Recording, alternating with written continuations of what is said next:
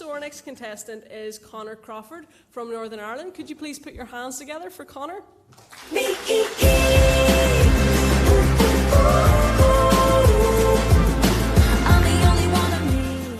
you.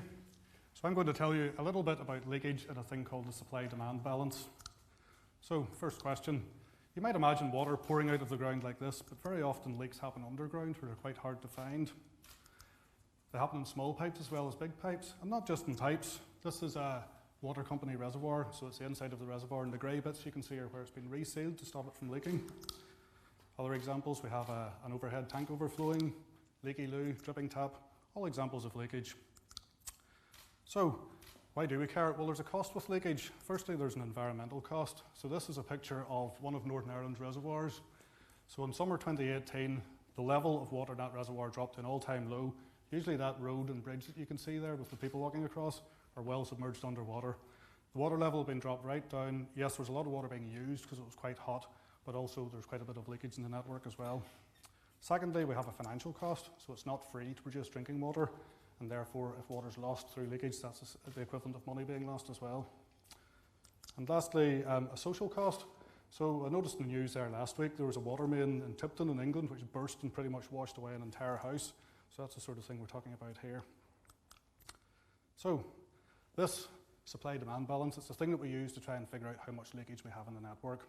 So as described by UCWEAR, which is the UK Water Industry Research Group, that's what the water balance is, or maybe that. Can't really get into that in 200 seconds, so to try and simplify it, we'll think of supply sources, so that's where water goes into the system, and then demand sources where the water gets used. So at this point, I'll just scoot around here. I've got a very high-tech demonstration tool here. So if we imagine that this is a water treatment works, so this is our supply going into the system. We'll pop that over on this side. Hopefully it stays there. And then we look at our demands. So we have domestic demand. So that's household use, that's things like flushing the toilet, having a shower. Non-domestic demands, so that will be users like shops, offices, schools. We have a thing called operational use as well. So that's where a water company uses some of their own water, maybe for cleaning out tanks and doing things like that. So all of these things can be either measured or estimated, and you'll see we haven't quite got the balance yet because there is one missing component. Anyone want to hazard a guess?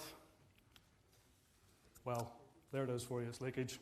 So if we put leakage on this side, we should get supply-demand balance. A bit wobbly.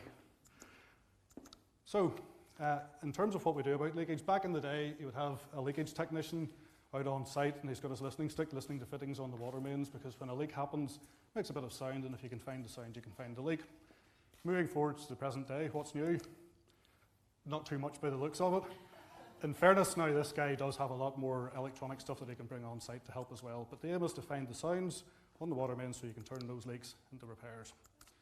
And going forwards, water's coming along with everything else. We have smart networks, and you'll have sensors all over the system which are bringing data back in which you can analyse to hopefully find and fix those leaks more quickly.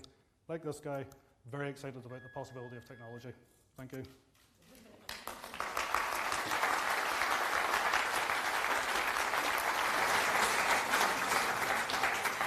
Thank you very much, Conor. Great demo there. I love how you employed the tactic of speaking twice as quick, just as the red buzzer was about to go up there. It's a good tactic for everyone else to use.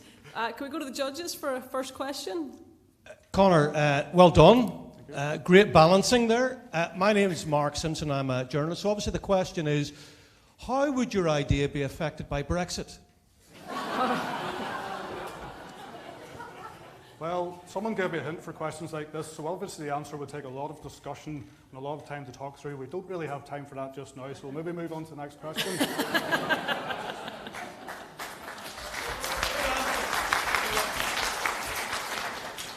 It's only a matter of time before that came up, Mark. Thank you so much. Could we get a question from the audience? Do we have a question from the audience? Yeah, we've got one up here. If you just want to wait till we get the microphone up to you. Years, you seem to be subcontracting out a lot of your work to detect leakage. Is it being coordinated in such a way that you do have a good idea of the actual volume of leakage Um, in the whole of the 6 counties in the north of Ireland?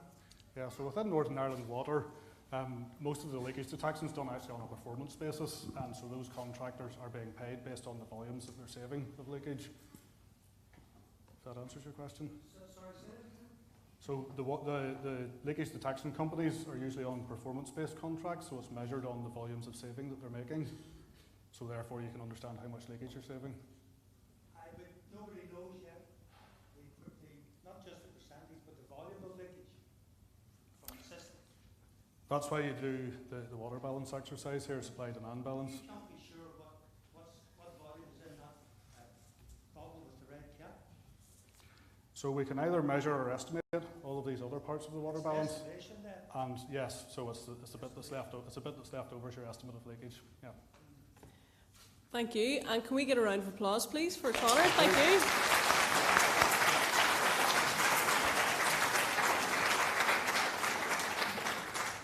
Okay, fantastic. We almost descended into our first heckle there, which is always great. Only in Northern Ireland, exactly, Emer. So thank you so much for your questions so far.